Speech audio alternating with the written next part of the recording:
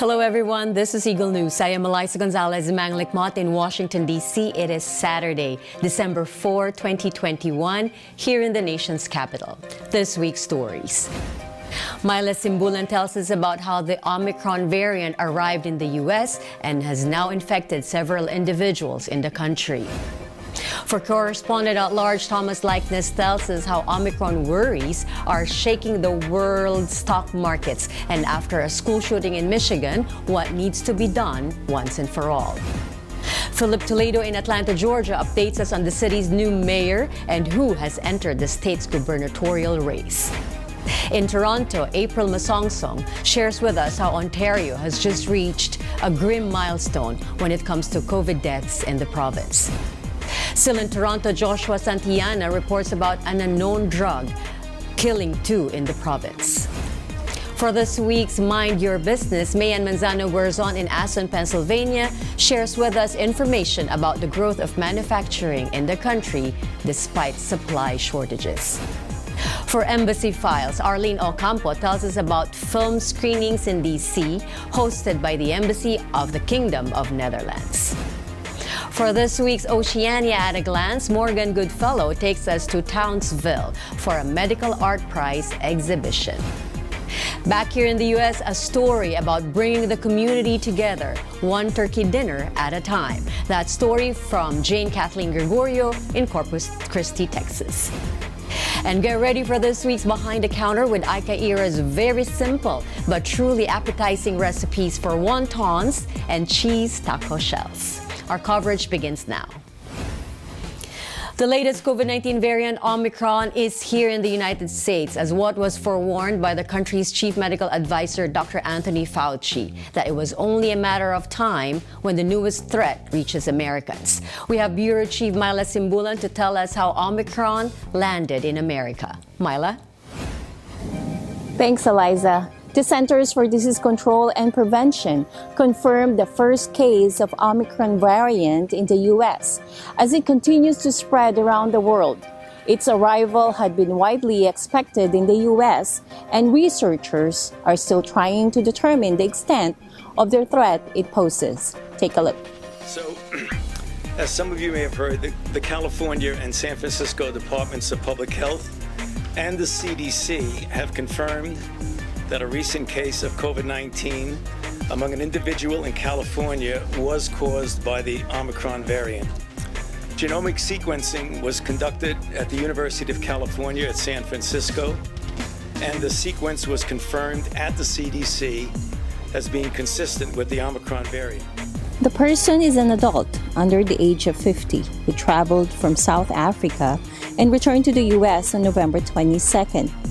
After a few days, the San Francisco resident developed symptoms and got tested on November 28.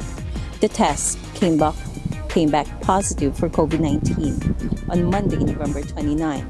According to Dr. Grant Colfax, the Director of Health for the City of San Francisco, the person received 2 doses of the Moderna COVID-19 vaccine, but not yet eligible for the booster. The individual has been self-isolating with mild symptoms. Also, everyone who had close contact with the person had been contacted and they all tested negative. Take a look. This one individual, indeed, I want to highlight, fully vaccinated. And some people might say, well, is that of concern? Does that mean the vaccines aren't working? We have been talking for months about the fact that vaccinations do one really, really important thing: protect against severe disease, against hospitalization and death. Last November 24, South African health officials raised the alarm regarding a highly mutated variant, B.1.1.529. 2 days later, the World Health Organization, or WHO, and even the United States classified this new variant as a, quote, variant of concern and named it Omicron. After this announcement, the U.S. government placed a travel ban for non-U.S. citizen travelers from South Africa, Botswana, Zimbabwe, Namibia, Lesotho, Eswatini, Mozambique, and Malawi. Then on November 27, at least 115 recorded cases identified, with most from Botswana and South Africa and others from Hong Kong, Belgium, Israel, Germany, Netherlands, and the United Kingdom. And on December 1st, the first case of Omicron variant was detected in the United States. Eliza, according to Dr. Fauci, the individual has been self-quarantining with mild symptoms and improving. This is Myla Simbulan, Eagle News. Back to you, Eliza. As more Omicron cases are confirmed here in the States, World Health Organization spokesman Christian Lindmeier says the WHO has not seen reports of Omicron-related deaths yet. Thanks, Myla. Meanwhile, here's how this new COVID variant is worrying not only healthcare professionals, but also investors worldwide. Thomas Likeness for this week's Correspondent at Large.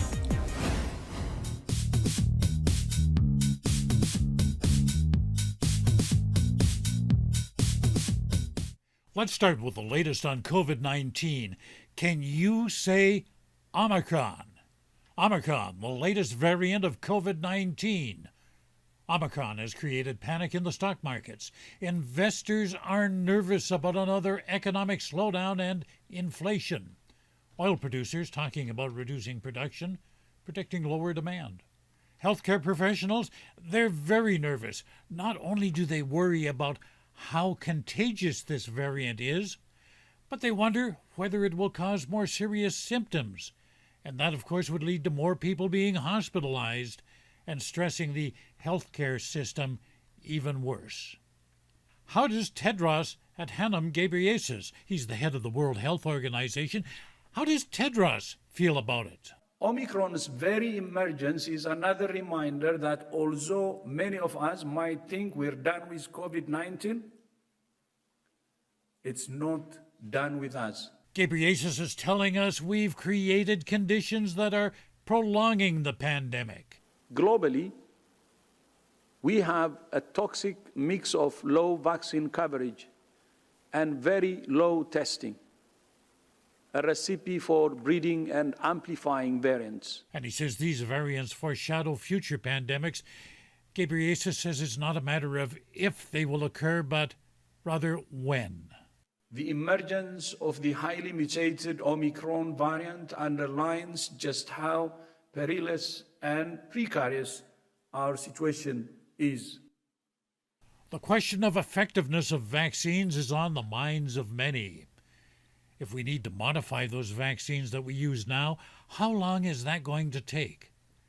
Emmer Cook, she's the head of the European Medicines Agency. She says it could be a while. We could be in a position that were there a need to change the existing vaccines, we could be in a position to have those approved within 3 to 4 months. That's from the start of the time when they would start to change. And you ask, what about the Delta variant? That was what everybody was concerned about only weeks ago. What's happening with Delta? Well, it's alive and well and is driving the present COVID crisis in Europe. So what should you and I do as we're about to enter a third year of the pandemic? Well, first, take a deep breath. Let's wait a few weeks to hear what the experts learn about Omicron. But let's also continue to practice public health guidance. The pandemic is not over, and vaccination is the key. And of course, fully vaccinated, that's going to change. That's soon going to mean 3 shots, the first 2 followed by a booster. I want to take a moment to talk about guns. Another school shooting this past week. 4 lives snuffed out at Oxford High School in Oakland County. That's near Detroit, Michigan. That's the 28th school shooting this year. The 20th. The 20th since August. Almost one a week. And it's not only school shootings, it's that whole gun mentality. Vigilantes roam the streets and take the law into their own hands. People who own guns for their own protection often don't secure those weapons, and that makes it easy for them to fall into the hands of others. And, that's apparently what happened in the latest school shooting. The 15-year-old suspect took a gun that his father had bought just days earlier. I watched a news conference with Oakland County Under Sheriff Michael McCabe. He was talking about the Michigan school shooting. McCabe says gun owners have to be held accountable. He says people who violate safe storage requirements and other gun laws, well, they should be charged. He says we don't necessarily need more gun laws. We have to start enforcing the ones we already have. He says hold gun owners accountable. He says don't allow felony charges to be pleaded down to misdemeanors. He says people who break gun laws should do prison time. In the case of the Michigan shooting, the parents of the teen suspect may face charges. And maybe that's where America should start addressing gun violence. Enforce the existing laws. Until next week, Thomas I. Likeness, correspondent at large, Eagle News. Thank you, Thomas. Meanwhile, in Georgia, Atlanta now has a new mayor, and let's find out who has entered the gubernatorial race. Bureau Chief Philip Toledo reports. The top spot in the city of Atlanta government has a new face. Andre Dickens, an Atlanta native, beat out his opponent Felicia Moore in a runoff election held earlier this week. Dickens was the candidate endorsed by current Atlanta Mayor Keisha Lance Bottoms, who announced earlier this year she would not seek re-election for a second term. The mayor-elect was quoted as saying, "I'm humbled that you would have put this faith in me to be the city's next leader." Dickens, along with the city council, which saw several new elected officials as well, has several high-visibility challenges ahead. His campaign focused on unifying the city, as many in the Buckhead community, generally considered a more affluent area of the city, are lobbying to become their own city in the face of rising crime. Furthermore, relations between City Hall and the Gold Dome of the state capitol have also been rocky, as Mayor Bottoms and Governor Kemp have sparred over the last few years over pandemic policies and crime rates in the capital city. Governor Kemp did congratulate Dickens on Twitter, stating he looked forward to working with him. As the Atlanta mayor race is concluded, another race sure to be in the national spotlight is gaining momentum. 2022 will see Governor Brian Kemp seeking re-election, and his opponent from 2018, Democrat Stacey Abrams, just announced she was entering the race. 2018 saw Kemp with a very narrow victory over Abrams, while she ended her campaign, but famously never conceded. Since then, Abrams has become an increasingly influential icon for the Democratic Party, with a particular focus on increasing voter turnout and rights for persons of color, which pitted her and Governor Kemp against each other earlier this year with the signing of a controversial voter law. With the national focus of the 2020 election still fresh on the minds of Georgians, it looks like we're not going to escape the spotlight anytime soon. Philip Toledo, Eagle News, Atlanta. Thanks, Philip. Now back to COVID news. In the Canadian province of Ontario, the number of pandemic-related deaths has just reached a very disheartening milestone. April Masongsong has the details. This week, the province of Ontario has crossed a grim milestone. The 3 reported deaths on Tuesday have pushed COVID-related deaths in the province to 10,000 since March 2020. Back in April of last year, the province released its projections that following strict measures, Ontario would likely have between 3,000 and 15,000 deaths in a matter of 2 years. To recall, the first COVID-related death in Ontario was a man in his 70s who was returning from a trip to the United Kingdom. To date, those ages 80 and over still make the highest percentage of deaths in Ontario, with an estimate of 5,900 deaths, and the lowest being those ages 19 and under with 7 deaths.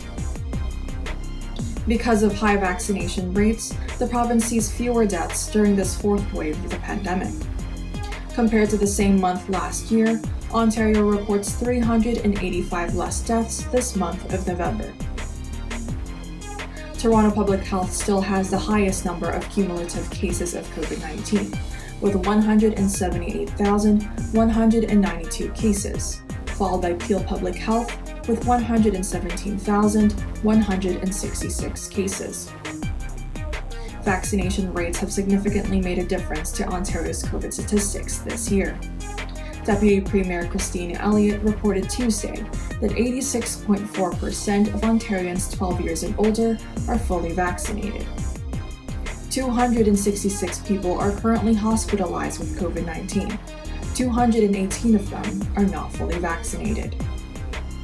Crossing this grim death toll milestone comes just as the new Omicron variant of the COVID-19 is on the horizon. The province of Ontario continues to encourage people to get vaccinated, practice good hygiene, wear masks, and physically distance when permitted. In Toronto, April Masangsang, Eagle News, we live in interesting times. Thanks, April. Still in Toronto, 2 people have succumbed to an unknown drug-related death. To tell us more about it and how the province is responding to the crisis, Joshua Santillana reports. Earlier this week, a suspicious unknown drug caused the deaths of 2 men in Toronto. Toronto Police Services released an official public warning on Monday. According to the official news release, there was a call on Sunday for overdoses on Yonge Street and Lawton Boulevard, to which police officers responded. It was found that a 53-year-old and a 33-year-old man consumed a quantity of the suspicious narcotic at a house party. Both men overdosed, which fatally led to their deaths. Toronto Police Services released a photo of the suspicious drug. The drug comes in a small plastic bag with red basketballs printed on it. Investigators believe that others may have been given or bought this illegal suspicious drug. The collected drug sample has been sent for testing. Toronto Police Services are warning the public not to use this drug.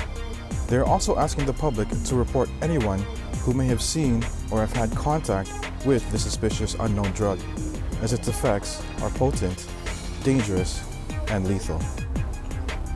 In Toronto, Joshua Santillana, Eagle News. We live in interesting times. Thanks, Josh. Now let's find out how the United States is responding to the global supply chain drawback. Mayan Manzano-Guerzon joins us for this week's Mind Your Business.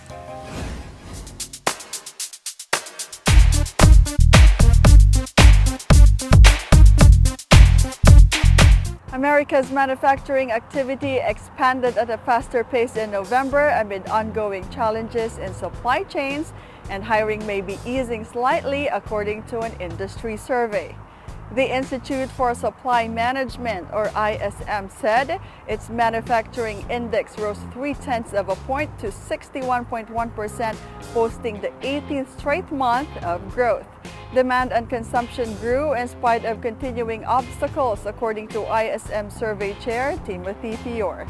Additionally, Fior also said that meeting demand remains a challenge, but there were some indications of improvement on labor and supplier delivery. New orders rose 1.7 percentage points to 61.5%, and only 2 of the 15 industries surveyed reported a decline in activity. Firms still face shortages of critical lowest-tier materials, high commodity prices, and difficulties in transporting products, but they are strongly optimistic about growth potential despite these issues. Robila Faruqi of High Frequency Economics also warned that the challenges remain, especially amid uncertainty about Omicron, the latest strain of COVID-19. Mayan Manzano-Guerzon, Eagle News, Aston, Pennsylvania. Thanks, Mayan. Movies. Several very interesting films will be available for screening during an event hosted by the Embassy of the Netherlands and other DC organizations. To tell us all about it, here's Arlene Ocampo for this week's Embassy Files.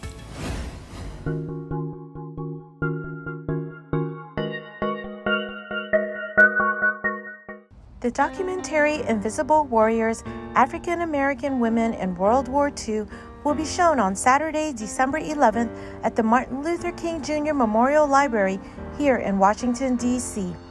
The film features real pioneers, the first Black women to work in the industry and government administrative services. These individuals fled their lives as domestics to commission themselves. The documentary is a conversation amongst a diverse group called Rosie the Riveters. Rosie the Riveter is a media icon that represents women's independence and women in the workforce. The film conveys what life was like during World War II. The other two films are Dutch films, Mitra and Silence of the Tides. These film screenings are part of the 34th year of the AFI European Union Film Showcase, where European cinema is shown at the AFI Silver Theatre and Cultural Centre. Mitra is a story of revenge based in the Netherlands. Hali's daughter was executed in Iran, but is not sure who was responsible. This can be viewed in Dutch or Farsi with English subtitles on December 5th or 6th. The other film, Silence of the Tides, explores the Wadden Sea, the largest undamaged system of intertidal sand and mudflats in the world.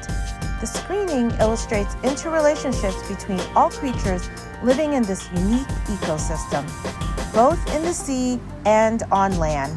Viewing dates left are December 6th and 8th. Stay tuned to Eagle News for more from the nation's capital. Arlene Ocampo, Embassy Files, Eagle News. Thanks, Arlene. Now it's time for Oceania at a glance. This week, we will take a trip to Townsville in Queensland, Australia, for a medical art prize exhibit. Morgan Goodfellow reports.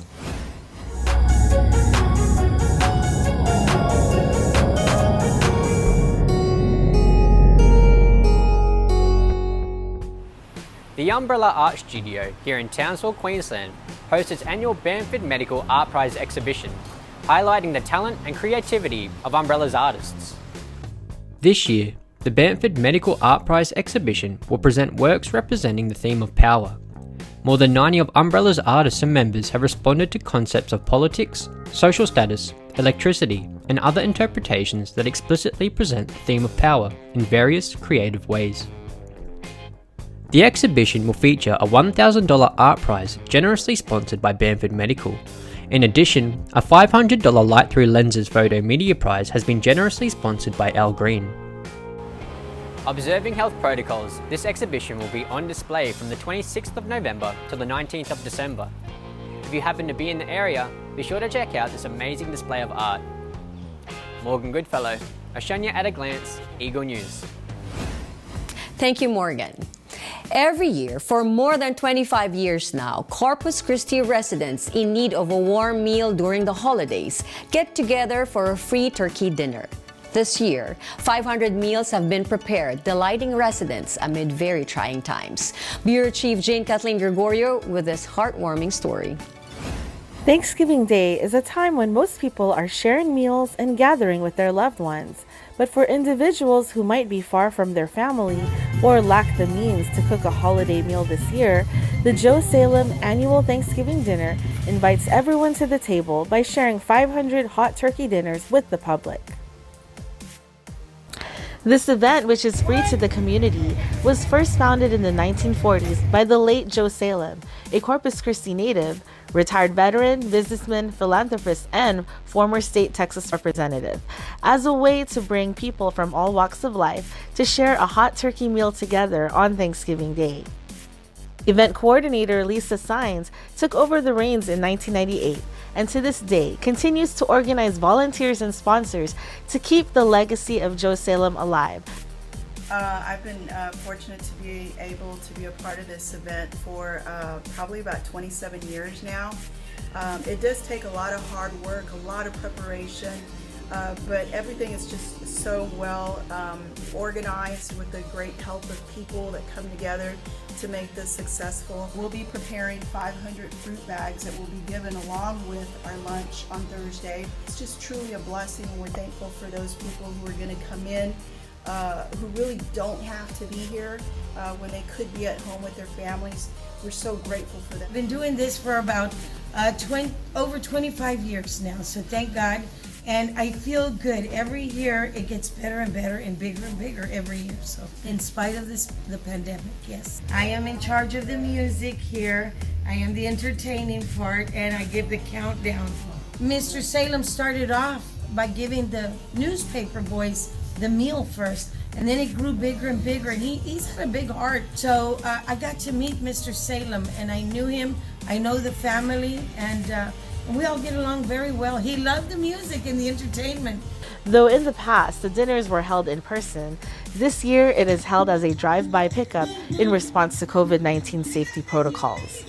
Volunteers from local schools and businesses spent their Thanksgiving Day distributing food packages containing a smoked turkey leg, bread, mashed potatoes and gravy, a slice of pie, and a bag of fruits and desserts.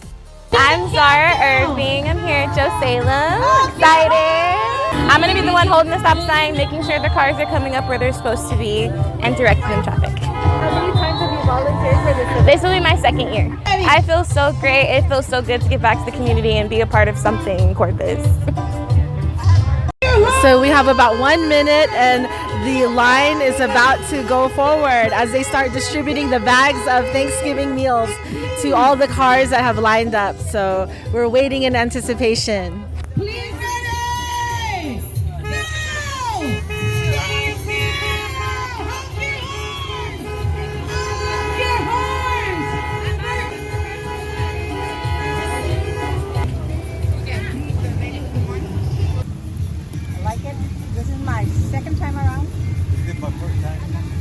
For young volunteers such as Giovanni Luna, the best part of the event is seeing the happiness from the people he helps to feed. I found out my mom's friend has volunteered here before, and she asked us to come volunteer and help. I'm getting the bags and putting them in the cars and just making families happy. Making me feel good inside because these people some people don't have any family, people don't have any money to buy food. I'm glad I'm just giving food out to my community. Thank you. Jane Kathleen Gregorio, Eagle News, Corpus Christi, Texas. Thanks, Kathleen. Now more food today as we join Aika Ira in her kitchen for some delightful wontons and cheesy but absolutely crunchy taco shells. Put on your aprons and let's go behind the counter. Hey, I'm Aika, and welcome back to Behind the Counter, where we see easy and tasty meals be brought to life.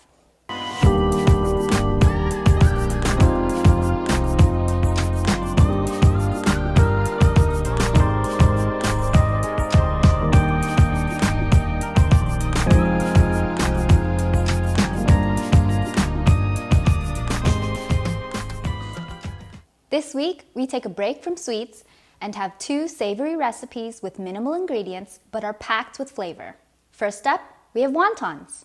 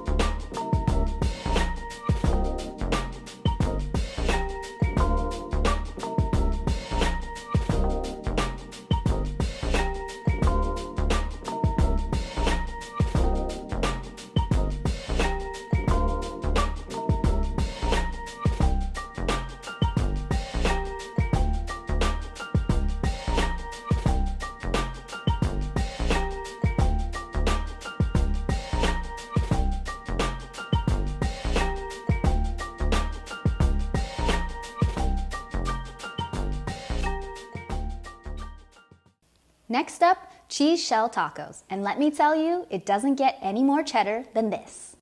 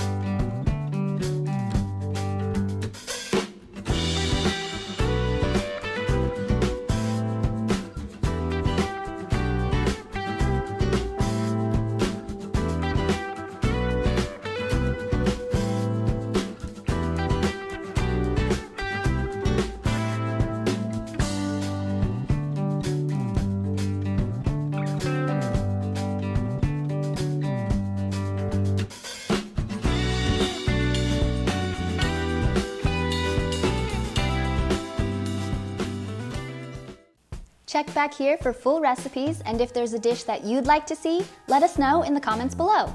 Catch us on EagleNewsLive.com, on our Eagle News YouTube channel, and our Facebook page. Check back next week when we go Behind the Counter. Thank you again, Aika. Wontons and tacos for this weekend's menu, for sure. Thank you all for watching. Follow us on YouTube, Facebook, and Twitter at Eagle News Live. I am Eliza Gonzalez Manglikmot. Enjoy your weekend, everyone.